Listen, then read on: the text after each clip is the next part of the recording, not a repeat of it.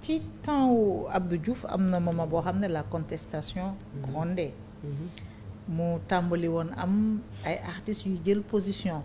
ci moment boobu vous avez fait des apparitions ci temps wu nguuram aux côtés de Abdoulaye Wade. Et à l'époque on l'avait interprété comme étant une sorte de prise de position. Abdou Diouf était là depuis une quinzaine d'années, depuis presque 20 ans. Abdoulaye Wade proposait une alternance, une alternative. Prise de position la woon dëggantaan. Et à l'époque li ci gënoon doy waar mooy bariwul woon artistes yu daan dem ci Abdoulaye Wade parce que souvent Sénégal c'est très difficile. Est-ce que prise de position la woon qu'il fallait le changement, qu'il fallait une alternance, qu'il fallait une alternative?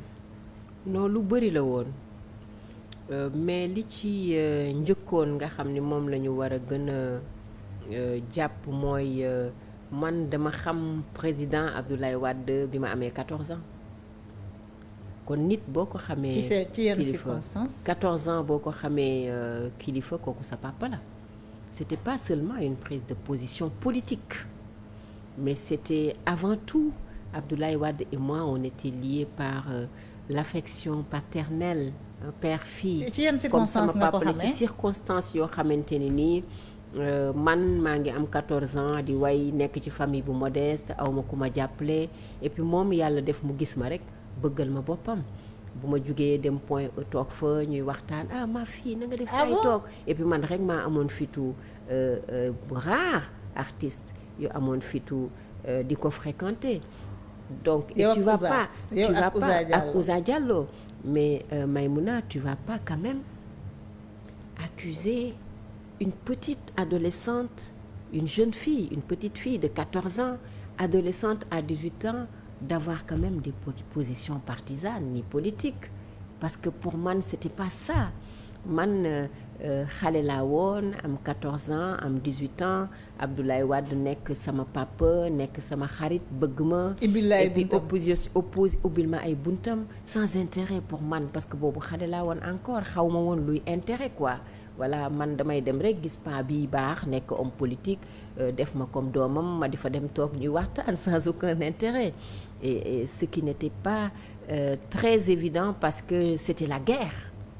On faisait la guerre naturellement parce que pendant que ñëpp ñu ngi dem de l'autre bord man ma am fitu di dem di fréquenter Abdoulaye Wade mooy li nga xam ne loolu la nit warul woon def mais man je le faisais parce que très tôt dama nekk nit koo xamante ni nii dama yàgg gëm coloré dama yàgg gëm ay valeurs dama yàgg prôner l'affection soo bëggee nit bëgg nga ko et puis amoo loo ci lakk quoi. yaa ngi naan da nga ko def par innocence xale nga woon. Mais par moment on a senti que da nga assumer au risque même ñu ne c'est une prise de position politique. Mais dama assumer parce que c'est comme un père Abdoulaye Wade. Le président Wade c'est comme un père, il a toujours été comme un père pour moi. Et donc ça n'avait rien à voir avec loo xam ne prise de position politique la une aspiration au changement contestation de la réalité de l'époque. Aspiration au changement bien sûr parce que boo nekkee ci am réew bëgg nga sa réew changer mais au-delà de cette aspiration au changement il y a eu d'abord cette affection entre un père et sa fille surtout que d'autant plus que moment boobu pour fréquenter Abdoulaye Wade da ngay xaru quoi. C'était pas évident. Mais da ngay xaru carrément parce que on te boycotte on te crée des problèmes duñu la jàppale ci lenn duñu la taxawu et moi j'étais là écoute fixe dans ma position parce que pour man sama papa la defuma lu tax ma koy wor et puis duma ko wor et ça ne change pas et n'empêche pas que war naa mun a dem ci Abdou Diouf parce que maa doon animé arbre de Noël Elisabeth Diouf chaque année alors que j'avais que 18 ans. Maintenant à un moment donné de ma carrière c'est vrai que c'était très très difficile. dañ la marginaliser après. Oui parce que am na moment boo xamante ni nii maa ngi doon def sama anniversaire Sorano théâtre Daniel Sorano et puis en ce moment-là Maïmouna tiens-toi bien jusqu'à la veille à 14 heures awma lu may faye sono bi jusqu'à la veille à 14 heures awma lu may faye sono bi pour une jeune fille de 16 ans 17 ans famille modeste may def sama anniversaire j'ai même pas de quoi bouffer là donc bay am lu may faye sono et là vers 13h ma mère ma dit waa doo dem seeti sa papa Abdoulaye Wade ma ne ko dama rus mun ma demal rek moo gën et puis ma dem gis ko à l'époque il était ministre d'État bureau mi ngi nekk fi APIX nekk léegi ma daal di dem et c'est Habib Sy qui était son directeur de cabinet. Habib Sy pas Habib. voilà moo nekkoon directeur de cabinet ma fille tu es là ñëw nga na nga def ma ne ko oui ça va et là mu ni ma alors yaa ngi préparer sa événement du suba la ma ne ko waaw suba la kay mu ni ma foo toll ma ne ko man dama amagul lu ma fayee sono. amuloo dara ci sponsoring amuloo dara ci mais aw ma dara ma ne ko oui amaguma mu ne non ba léegi nii te suba la sa programme bi yow sa kanam gi sax dafa sonn. ma ne ko waa amaguma kay mu ne mais lu tax doo ma wax dara ma ne ko non mënuma ñaan rek looloo tax mu daal di woo Habib Sy ni ko laay man de sama doom bi jaaxal na ma acca jox leen ko xaalis mu dem defar et puis il m'a donné beaucoup d'argent ni ma fayal sa sono demal nga jënd yëre yoo sol demal nga defaru yow star nga comme ça boo génnee sax nga commencé rafet suba bu ñu ñëwee da nga war a wayu neex et puis Wade qui vient avec tout son cabinet il était ministre d'État au théâtre Daniel Sorano. J'avais que 16 ans Maïmouna pour venir me soutenir mais quelqu'un comme ça kooku sa papa la. mais à l'époque daf lay gën a créer la problème. mais parce que j'ai été boycottée à la RTS à l'époque. pendant quoi ah bon. ah ben oui. pendant combien de temps. pendant longtemps parce que tout simplement dama way ne Ablaye Wade jugal yëngu xale yaa ngi yow la ñu àndal. yaa tooñ. yaa tooñ. Ça m'a coûté cher. Et là, on m'appelle le lendemain. Et quelqu'un, une autorité qui m'appelle au building. Le building. Je vais au building. J'en ai vécu des vertes et des pas mûres. Je vais au building. Il me dit yow Kumba Gawlo yow yaay dem di way Sorano nga ni Ablaye Wade jugal yow xale yow la ñu àndal. Et là, il me tire son tiroir. Il me montre tellement d'argent. Il me dit du gis nga xaalis bi yëpp dañu la ci waroon a mun a jox nga régler say problème dimbali sa yaay mais kenn du la jox tous artistes yëpp dañ leen jox ba mu des yow. Mais tu t'imagines, moi mon père m'a tellement élevé, bien éduqué Maïmouna. Je remercie et je ne cesserai jamais de remercier mon père parce que depuis ma plus tendre enfance dama yàgg am fit dama yàgg am jom dama yàgg am lu may bañ. Et là je lui dis vous savez je m'en fous de votre argent. Vous me répondez comme ça, je dis ben oui, puisque vous osez me balancer comme ça votre argent, vous pensez, moi je m'en tape, je marche pour aller à l'école, je mange pas à ma faim, je suis une gawlo. Parce que mon père me dit souvent tu es une gawlo doit être digne. Et là je lui dis je m'en tape et on verra, d'ici quelques années on verra.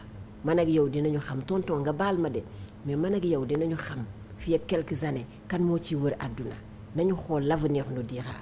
Il dit en plus vous osez me répondre comme ça je dis ben oui puisque c'est ce que vous kooku mu ngi dund ba tey. Non il est plus de ce monde. Il n'est plus de ce monde. Et là je suis partie je viens je sors je pleure te car rapide laa doon jël. coono yàgg na. Et puis je sors ndeysaan ma wàcc escalier building yi longer palais bi di dox pour dem Sandaga noonu Kaalat Joor pour jël sama rapide ndeysaan may jooy ci yoon bi di jooy ba yegg si ci rapide ma dugg sama rapide nag après ma ñëw ñibbi si ci kër gi. Je raconte à ma mère me dit loolu du dara. Mon père me dit je suis fière de toi ma fille, tu es une gawlo et cette personne verra, tu feras le tour du monde. Et donc boycott à la RTS ça a duré combien de temps? Mais écoute ça a duré quand même un moment parce que kenn tëggatuma Maguette Wade ñu mise à pied ko. Parce que dafa la invité woon. oui fu Maguette Wade ñu mise à pied ko parce que moom moo ko génne woon ci émission am télé variété. Non mais Sénégal yàgg naa metti. Ils ont donné une mise à pied à Maguette Wade. Le pauvre ndeysaan. Et moi on m'a boycotté, on passait plus mes chansons à la RTS. Et puis bon, comme RTS rek moo fi nekkoon télé, c'était pas évident. Ouais. Tu vois, mais bon, je me battais quand même. Mon père me dit dina baax bu leen faale. Bu leen faale. Dina baax continuer nii la gawlo da ngay diñ bu leen faale. Et puis ma dem seeti ndeysaan Ablaye Wade ma ne ko man de papa dañ maa sax boycotté damaa bëri problème mu ne maa fii yëpp dina jeex.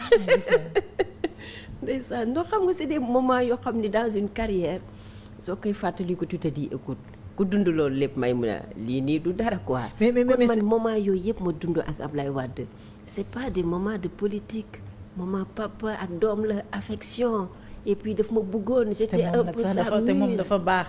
voilà dafa baax et puis moi j'étais un peu très humain, voilà j'étais un peu sa muse j'étais sa fille j'étais voilà quoi ci mu considérait ma teg ma fenn fii voilà voilà vous voyez c'est mon père quoi voilà sama papa la image bi voilà mon père bi mu décédé dafa ñëw il a fait le déplacement oui il a fait le déplacement kon voilà quoi donc ay moment la yoo xamante ne nii il faut aussi dans une vie les assumer may mun a àdduna kóllëre góor gi Wade yukkum mi ci sàngum xeer bi vraiment longue vie ay waay pa bi yàlla na dund ba doyal yàlla na ko yàlla may mu dund ba doyal Ablaye Wade mag bu baax la et on partage cette affection et cet amour là pour Ablaye Wade ah moi j'adore Ablaye Wade mag bu am yërmande ah non vraiment Sénégal daal ñun am nañ chance de compter cet homme là parmi nous alors mais ce qui est bizarre mais quand même malgré tout